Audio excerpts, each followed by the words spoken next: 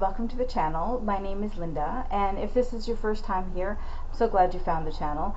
And if you're back to watch some more Supernatural with me, welcome back. So we're here today to watch Season 1, Episode 13, Route 666. This episode is interesting. It has some moments in it that I really enjoy and think are really well done. And then there are other things in it that are a little strange and a bit silly, it feels like. But yeah, so this episode also sort of famously within the fandom has an amazing love scene between Dean and Cassie, which is really well filmed, and you know, the song during it is fantastic, and they have amazing chemistry, and it's very sexy, and it's awesome, and I'm looking forward to it. But I have never had to react to a love scene on screen at this point. So I feel like it's going to be slightly awkward. I may feel slightly awkward. But we'll see what happens. But yeah, the episode is really great in places. I feel like there are moments that are really serious and well done and have some real weight to them, and then there are, like, the whole idea of, like, the racist truck is a little weird.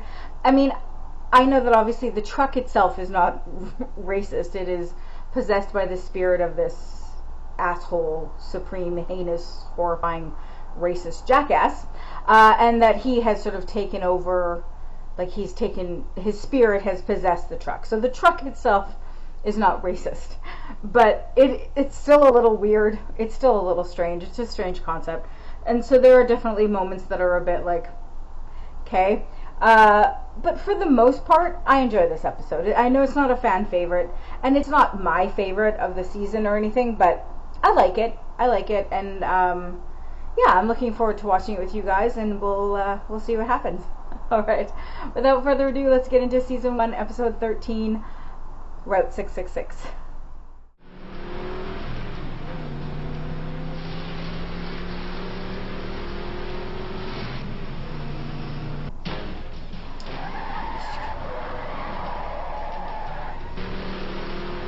It would be, I mean, the idea of the truck might be a bit strange, but it would be truly terrifying to be, like, chased back down by this, like, monster thing you can't get away from. Pretty creepy. It disappears. But I think it's the fact that, like, they kind of try to give the truck, like, a personality, for lack of a better description. Like, you know, it's like revving, and it's like it was really happy that it killed the guy. And again, I get that it's supposed to be the spirit, but it just comes across as a bit silly and weird, like the truck is celebrating.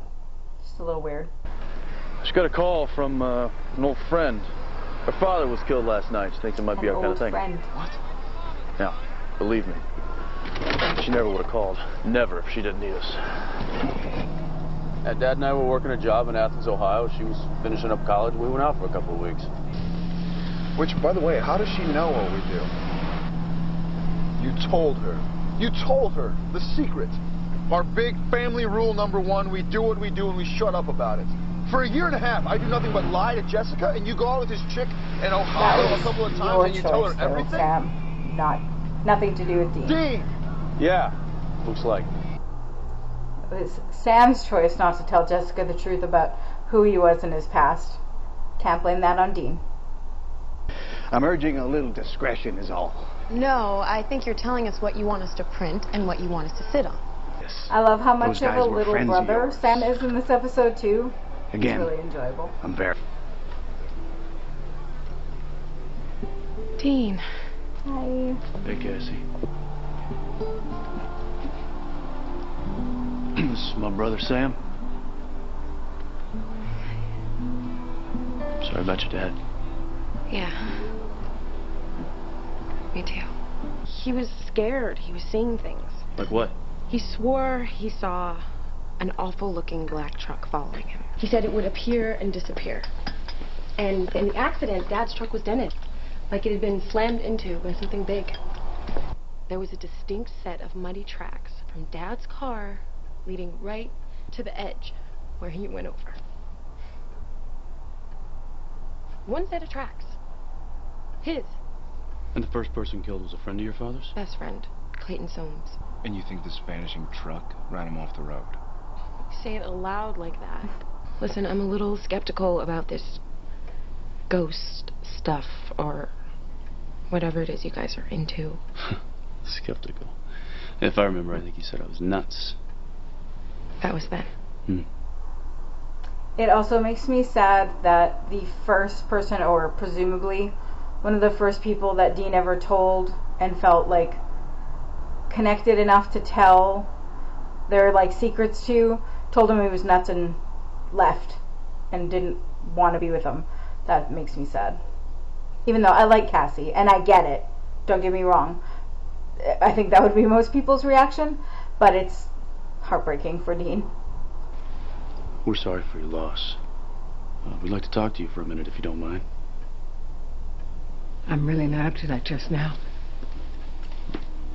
Okay, and another car off the road.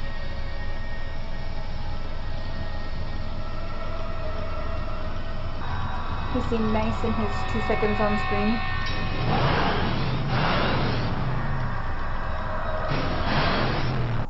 Yeah, like, I think maybe if they had made the truck a little more, like, silent and, like, stalkerish instead of, like, growly and loud. I don't know, I feel like it might have been scarier and less, like, goofy. If you're indifferent about what... Indifferent? Would you close the road if the victims were white? You're suggesting I'm racist, Cassie. It's definitely what she's suggesting. Why don't you ask your mother? What's interesting is you guys never really look at each other at the same time. You look at her when she's not looking. She checks you out when you look away. Interesting way. I think we might have some more pressing issues here. Hey, if I'm hitting a nerve... Oh, let's go. Little brother energy for days. Son, this truck, big scary monster looking thing. Yeah, actually, I think so. What? I have heard of a truck like that. Yeah. Where? Not where, when. Back in the 60s, there was a string of deaths. Black men. Story goes they disappeared in a big, nasty black truck. You know, a phantom truck is the extension of some bastard ghost, reenacting past crimes. The victims have all been black men. I think it's more than that. They all seem connected to Cassie and her family. Yeah, well. Oh, and you might also want to mention that other thing. What other thing? The serious unfinished business? Maybe. And I told her the secret about what we do, and I shouldn't have. Oh, look, man, everybody's got to open up to someone sometime. Yeah, I don't.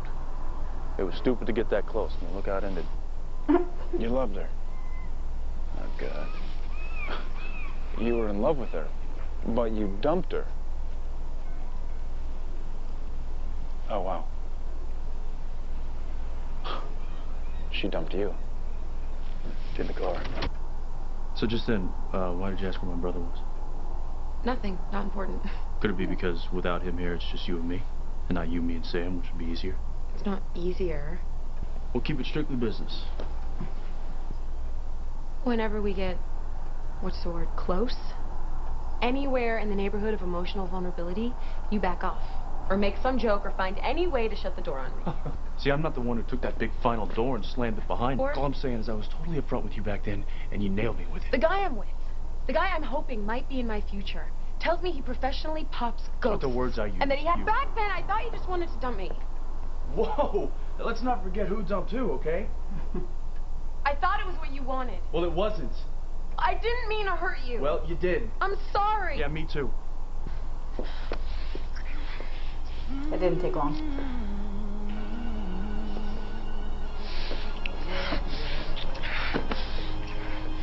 Truck changing up its MO. Oops. So gross. We should fight more often. Absolutely. Yeah, I tried. I told you who I really was. It was a big first for me. Why'd you tell me? I don't know. I guess I couldn't lie to you. Dean, you told me that story. It scared the hell out of me. I thought you were nuts. Dangerous, even. In my work, I I see some horrible things. Things that can't be explained. I deal with them. But working things out with you? I'm a scary one, all right. Usually, things get worked out. You really want them to. Yeah, but I'm still really involved with my dad's work. See, the Dorian family used to own this paper. Along with most everything else around here. Real pillars of the town. Yeah. Pillars. What? This Cyrus Dorian, he vanished in April of '63. The case was investigated but never solved. Mayor Todd bulldozed the Dorian family home on the 3rd. The first killing was the very next day. Probably not a coincidence. I can't take this scene seriously. I don't know. I know that it is meant to be very scary, and I mean, obviously it would be scary for Cassie, but I don't know, there's just something about it. It just makes me giggle a little. I don't know. I probably shouldn't, but there's just something about, again, it's like it's like the growling truck of like, it just is kind of bizarre to me. It was a choice that they made in a direction they went that I just wish they had gone the opposite way. Made it like stealthy or sneaky or something. And then like, you know, if it like snuck up and was kind of quiet and then just like at the last second was really loud and destructive, right? That would be scary. But it's like sitting out there on the lawn and like, I don't know. And then like it's coming to, and it cracks me up that she's like shutting the shutters and oh well, now it can't get through those wooden shutters. You're safe. It also doesn't really make any sense why it doesn't smash down her house. Her house is not on consecrated ground. There's no reason for it to not smash through her doors. I mean, I guess maybe it's just trying to scare her. It's at this point it just wants to like create terror or something. I don't know, but it's just a bizarre scene. To me, it's a bizarre scene. Also, there's no coffee. Everything was moving so fast. Or tea of any kind. Sorry. Said that your husband saw the truck before he died. And then, like that, and this is like what I mean. So there's that Martin was under relatively ridiculous scene that we just saw, and then this scene, which I know some people have problems with, but I think I think it's well acted by this guest actress. I think she does a good job telling the story. I think the story is horrifying beyond belief, and unfortunately all too similar to real events that has happened in the past. You know, where with racists targeting churches and children paying the price. It's all horrifying. And so I really think it's a powerful story, and I enjoy the scene, and I think she acts it very well. But just in contrast to that last scene, it's such a strange like juxtaposition that it makes the episode feel wonky and uneven. I think that's the problem that I think a lot of people find with it. But anyway, I'll shut up now. I dated Cyrus a while. I was also seeing Martin in secret, of course, with interracial couples. Didn't go over too well then. It's illegal in a lot of places still back in the day. It changed. His hatred. His hatred was frightening. The string of murders. There were rumors, people of color disappearing into some kind of a truck. The day we set for the wedding was the day someone set fire to the church.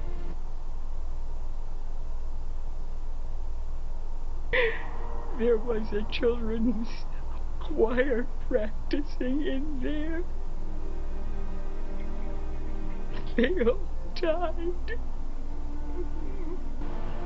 But Martin got loose. And he started hitting Cyrus, and he just kept hitting him and hitting him. Go Martin. Also, though, poor Martin. Why didn't you tell me? I thought I was protecting him. Not really, probably since she wanted to relive either. And now there is no one left to protect. Yes, there is. Literally, your daughter, you just said you were trying to protect. She's still there. Come on, man, you can admit it. You're still in love with her. Oh, focus, please. I'm just saying. Got it. It's also kind of heartbreaking that to see that at this point both of them still kind of, I think, thought that maybe, you know, someday, like Dean says to Cassie at the end, you know, like, I'll be back, I'm coming back, like we'll see each other again, kind of thing. And I feel like both Sam and Dean at this point both kind of expected that at some point things would stop for them and they could maybe have something normal with someone, and it's heartbreaking that they never really get that. I mean, obviously they have each other, they have a found family, they have lots of other beautiful things in their lives, but they never really get that, you know, normal life. So burning the body had no effect on that thing? Sure it did. Now it's really pissed. The Cyrus ghost is gone, right, Dean? Apparently not the part that's fused with the truck. Where are you going? Go for a little That ride. makes sense within that the... away. That rusted piece of crap, you gotta burn it. How the hell am I supposed to burn a truck, Dean? I don't know. Figure something out. It definitely makes sense within the rest of the lore of the show, the idea that the spirit is tied to the truck, because we see that a lot in future episodes and future seasons where, you know, they all try to burn the body, and the spirit doesn't die because it's attached to something physical in the world still.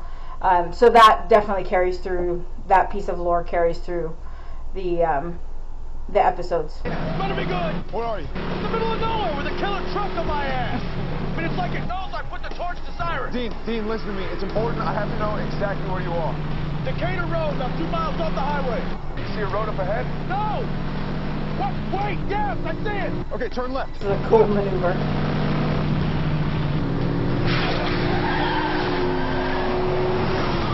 Good job. All right. What's happening? It's just staring at me. What do I do? Just what you are doing. Bringing it to you.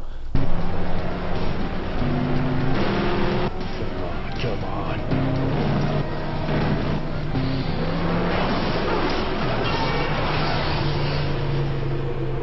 Church ground is hallowed ground, whether the church is still there or not. Evil spirits cross over hallowed ground. Sometimes they're destroyed, so I figured maybe that would get rid of it. Maybe. What if you were wrong? Huh. Honestly, that thought hadn't occurred to me. Well, it honestly didn't occur to me.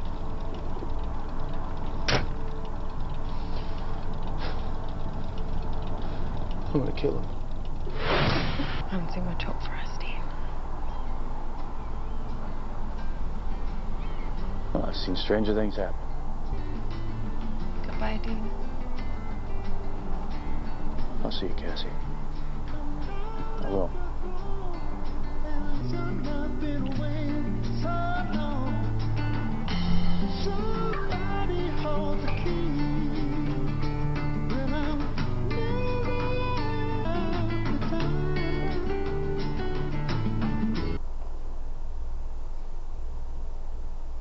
Sad.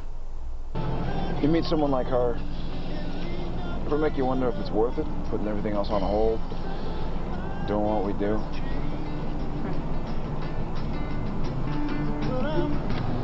You wake me up when it's my turn to drive. I can't see that scene without seeing the blooper as well. That was Route 666. It's something. Like I said, it's a strange episode for me because there are scenes in it that I really, really like. I mean, the love scene between Dean and Cassie, of course, being one of them. Because of what's not to like about it. But I mean, all of the scenes between Dean and Cassie as well, right? I like their dynamic. I like them together. I think they're sweet.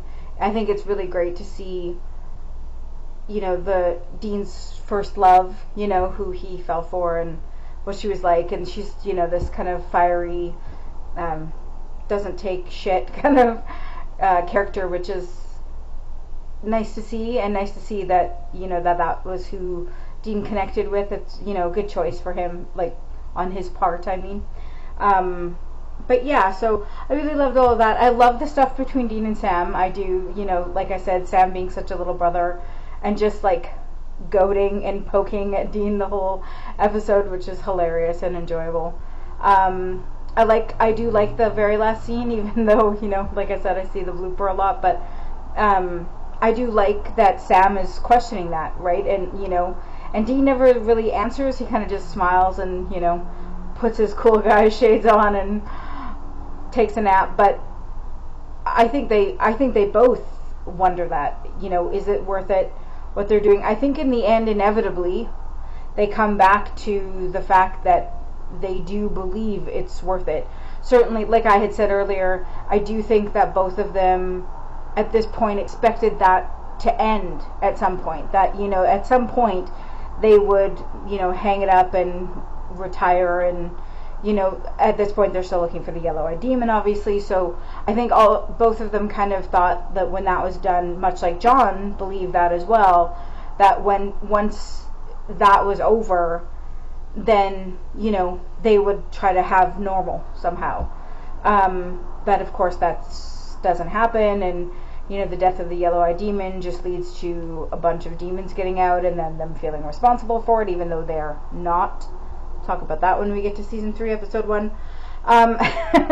But it leads to just more things, and then of course all of that leads to even bigger things and more craziness and 72 apocalypses that they have to stop, and they're the only ones that can put down and save the world. And so it never, that normal life, even though they sort of, both of them at different points try to have it and almost have it, and they never really get to that point. And it's a little heartbreaking to see at this point, to see them kind of still discussing that, and Sam saying like oh, you're like, admit it, you're still in love with her, and Dean saying earlier like, oh yeah, well, we'll be working this crap out when we're 90, because I think they really did expect that at some point they would like get back, or get to, they never really had a normal life, but at some point that they would get there. And the fact that Sam does. Big spoilers. I stopped putting my spoiler warnings at the beginning of the videos a while ago, but because I figured by this point, if you're watching, but I'll say big spoilers here before I go any further. Big spoilers for the finale. Sam does get that normal, at least slightly, at the end of the series, right? Obviously he does go on, he does have a life, he does have a son, he does get married to Blurry Wife, who I will go to my grave swearing that Blurry Wife is Eileen. I won't have it any other way. In my heart, Blurry Wife is Eileen. That's it. But so he does have that. He does get that, which is like not all Dean ever wanted, because obviously Dean did want other things. But it's very much something that Dean wanted very badly for Sam, was to have a life, to have kids, to have a wife, to have, that family, that normal thing that he never really got to have. And so Sam does get that, but it's at not the expense, but it's after he's lost Dean. So he doesn't ever get Dean and normal. He doesn't ever have his brother there with him while he's experiencing this life. Now, through the montage at the end, it does look like he, along with all the grief and heartbreak and heartache and pain, it does seem like he has a good life as well. He does have a son. He does raise his son. He's there for him. He's, he keeps him safe. Obviously, he's warned him enough that, Dean Jr. has an anti-possession tattoo. So we know that like Dean Jr. is aware of things and what happened, but from what we see, he had a normal childhood, at least. We don't know what happened after that, but his childhood was normal. He went to school, he played catch with his dad, like all of those things, and Sam did get to have that. So at least there's that. But Dean never got to have that, really. He had it kind of with Lisa, sort of, but not really. And then so it's heartbreaking to see this early version of them where they're still kind of hoping that that's going to be a thing, that they're just going to, you know, be able to settle down with kids and raise them and have families, and then that doesn't really happen in the way that they, certainly not in the way that they planned. So I both appreciate and kind of hate that about this episode. I don't hate it, but it's a little heartbreaking to see that hope and then know that it doesn't ever really get fulfilled.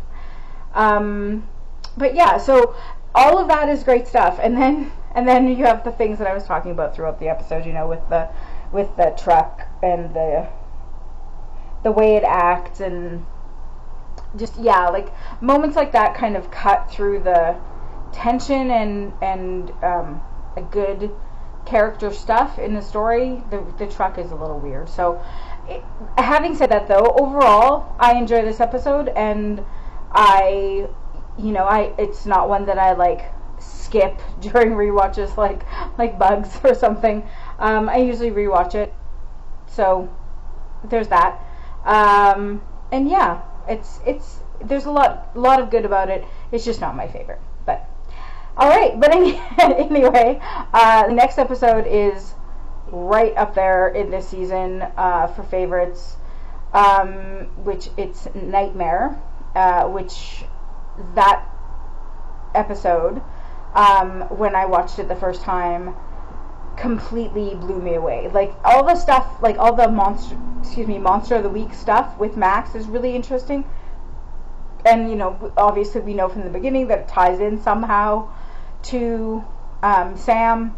We don't quite know how at first. But the reveal of how it ties in with Sam, full body chills the first time I saw it, and it still kind of gives me chills when I rewatch it. Like it was such an amazing moment when he's talking about his mom being on the ceiling and stuff. It's just, that whole scene was crazy. So I'm very much looking forward to watching that again with you guys. And yeah, so that'll be next week. And if you want to see full length early reactions, come on over to Patreon. The link will be in the description below, and I'd love to see you over there. All right, thanks so much, guys. We'll see you next time. Bye.